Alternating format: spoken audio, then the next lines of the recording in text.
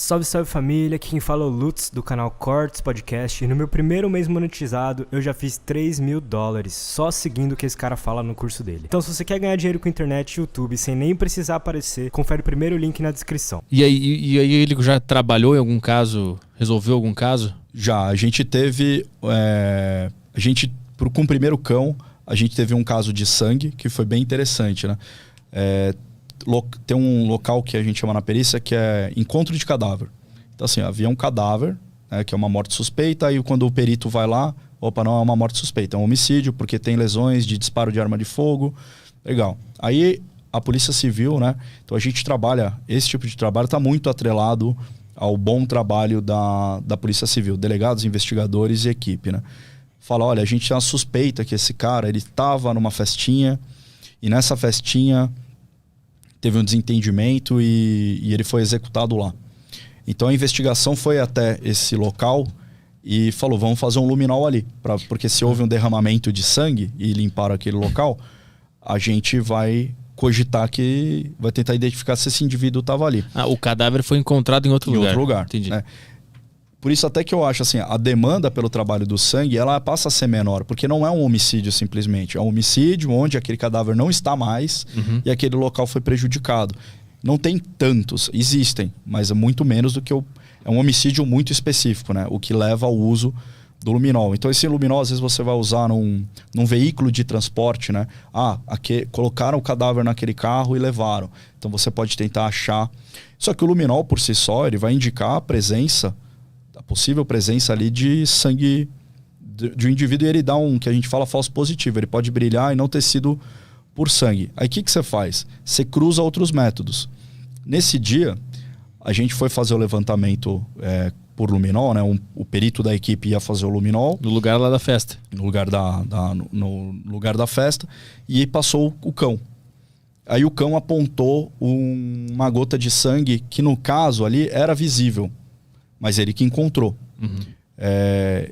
Então, pra gente, já foi uma bruta de uma vitória. Porque a gente fala, pô, o cão não fala português. Ele não sabe que ali, vai estar ali, né? Porque tem alguém já viu que tinha uma gota de sangue ali. Então, a gente validou aquele cão naquele momento.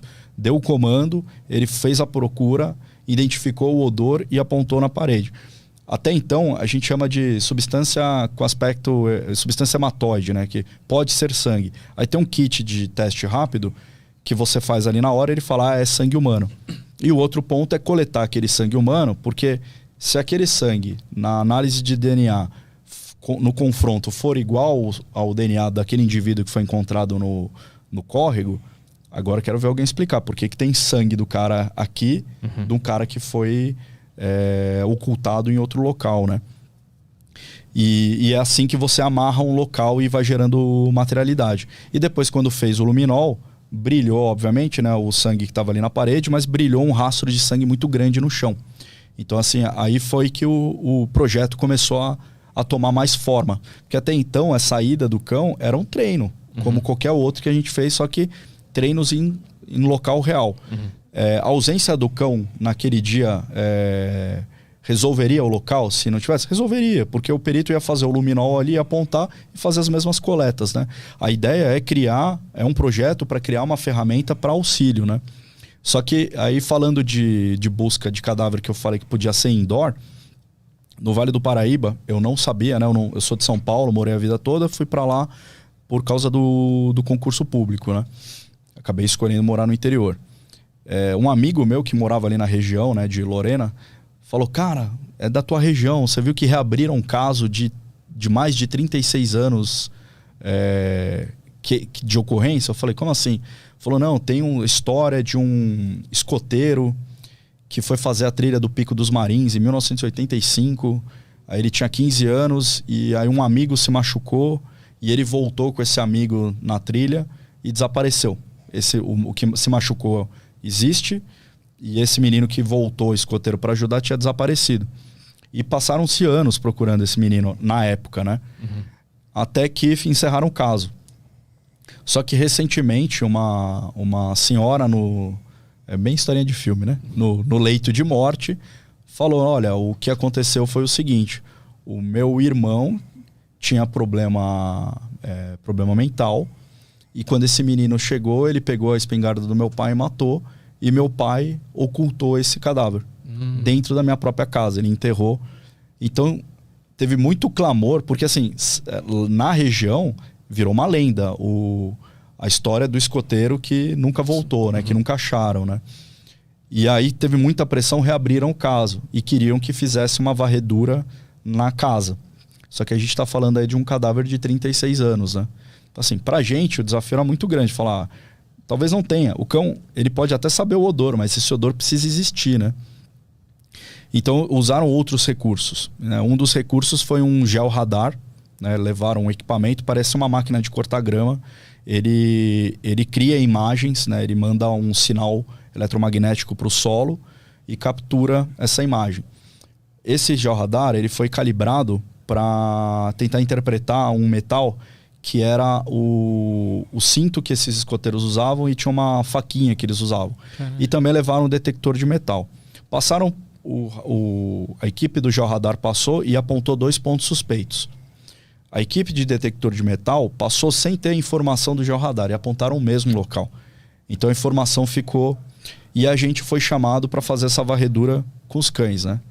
E óbvio, né? A gente sempre é otimista. Então a gente leva os cães e fala, pô, já pensou que legal... se encontrarem, pôr um fim nessa história. O pai do rapaz é vivo até hoje, é um senhor de muita idade, né?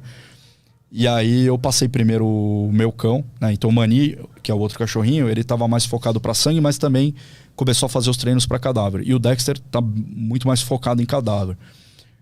Aí a gente fez um orifício para tentar suspender aquele odor, né? Em vez de fazer uma cratera. E aí eu dei o comando pro Dexter e não... forcei que ele fosse no orifício. Eu quero que ele procure pelo próprio nariz, né? Porque tem muita gente que se engana também no trabalho de cães, né? Que é ficar induzindo o cão, você ter a sua percepção visual e querer que o cão corresponda ao que você acredita que seja o local. Aqui, fica falando você isso. fica apontando, fica forçando, em vez de deixar o seu cão trabalhar, né? E aí o Dexter passou pelo buraco, deu uma cheiradinha assim, cagou pro buraco. Aí eu falei, puta merda. E aí eu falei, será que ele não achou? Será que não tem odor? E eu falei, paciência. Aí eu saí, conversei com meu colega e falei, ó, o Dex negativou, não mostrou interesse. Pode ser que esteja lá? Pode. Mas e que o odor não acendeu a ponto do cão perceber. Quando ele levou para o cão dele, também a mesma coisa. E aí a gente já tinha feito o nosso papel, que foi uma triagem, e falou, então vamos botar o buraco para baixo, né? Aí fizeram um buraco ali quase do tamanho de uma jacuzzi, né? E aí chegaram num tipo de rocha que tinha uma resposta que era o que os equipamentos estavam entendendo. Ela devia ter algum mineral ali mais concentrado. Entendi. Então assim, pra gente é uma vitória, porque ele não deu um alarme falso naquela ideia do fake, né? Falar, beleza, não achei nada aqui, mas eu quero, quero meu petisco, né? Sim. E não apresentaram. Recentemente a gente teve uma mesma busca, ou seja, é um trabalho bem feito pela investigação da Polícia Civil, que apontou uma casa que supostamente um indivíduo teria matado o amigo e enterrado no quintal. E aí a informação era quente, né?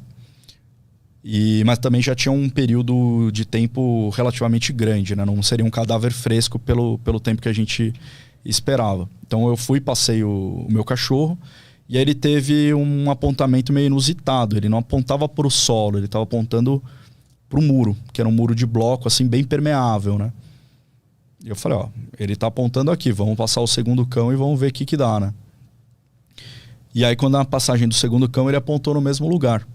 Então a gente já tinha uma ideia de que poderia estar ali pelo tipo de solo, pela marca que estava no solo, e pra gente que é um treino e caso real, era uma forma de validar os cães. Então os 2 cães apontaram, aí na hora que escavou, se chegou na ossada, né? Uma teoria que a gente tem pro local é que esse muro ele tava com muita borra de água, né? Você via que ele tinha muita mancha de infiltração, então ele devia ficar captando o fluxo de água que devia passar naquela terra era absorvido pelo muro e era carreado para cima por capilaridade. Então vai concentrando esse odor no muro e foi o ponto que eles apontaram, né? Mas vocês cavaram rente ao muro para baixo. Rente ao muro para baixo. Ah, entendi. E ali que tava mesmo. O muro ele terminava e tinha uma passagem dele ali por baixo.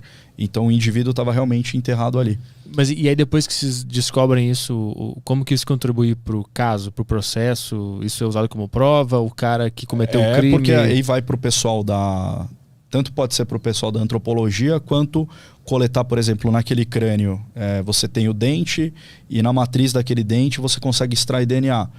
Aí você extraindo o DNA e confirmando que era aquele indivíduo que estava desaparecido e está no teu quintal, então você vai ter que me explicar por que tem um cadáver. No caso ali, o indivíduo já foi preso em flagrante porque houve... Os cães já ajudaram até de uma forma antecipada, né? A presença dos cães fala, não, abre o bico, esses cães estão aqui, eles vão apontar onde está. Então já começou a se trabalhar ali a informação simplesmente com a presença dos cães, né? Tu tinha dito que ficou trabalhando na polícia sem o cachorro quase 10 anos, né? Deu 8 anos mais ou menos. Quer dizer, 8 anos agora, né? Uns 6 para 7 anos. Qual é a diferença que tu nota no dia a dia do trabalho? É muito melhor? Eles evoluem o trabalho com quantos %, por exemplo, para resolver um caso, para achar alguma coisa, em comparação antes que não tinha o cachorro? Antes, por exemplo, o meu trabalho antes como perito criminal numa equipe que a gente fala que é generalista, ela vai desde acidente de trânsito até homicídios, furtos. Então, assim, é engraçado quando vem alguém específico do homicídios, você vai pensar sempre no caso de relevância, de repercussão, né? A gente tem muito caso problemático e que às vezes a informação não chegou à grande mídia, né? Então, um dos casos que eu atendi era uma mãe que matou a paulada o filho e enterrou numa rodovia. Ali a gente só chegou na criança porque houve uma pressão forte de investigação e falaram, não, seu filho não pode ter sumido, né? E aí fizeram aquele jogo de buscar informação com o padrasto e com a mãe. E ele tá falando, você tem que falar, ele vai falar antes. É melhor você falar que você vai ter algum privilégio, pelo menos por ter apontado. E aí a gente chegou. Esse caso seria de prato cheio, né? Pra gente fazer uma busca com os cães. Porque, por exemplo, você consegue identificar o deslocamento daquele indivíduo no carro dele, passando por uma determinada rodovia, e você consegue amarrar um ponto que o carro pode ter passado, você já tem pelo menos um setor para fazer essa busca. E o que eu falei, a busca por sangue, você tem outros recursos. A busca por cadáver é muito difícil. Você pode fazer na inspeção, mas qual o tamanho da área que você consegue cobrir, e você vai sair cavando todo o pedacinho que você acreditar que tem o cadáver, né? Então, vamos voltar para uma outro tipo de busca, né? Uma estrutura colapsada que os bombeiros lá estão fazendo uma intervenção. Não tem comparativo, né? Você tentar identificar um local onde tenha restos humanos ou uma pessoa viva soterrada com um trabalho com cão, do que você tentar fazer isso de outra forma, né? Você pode até colocar uma sonda, mas o cão ele tem essa agilidade, essa mobilidade e esse apontamento, né?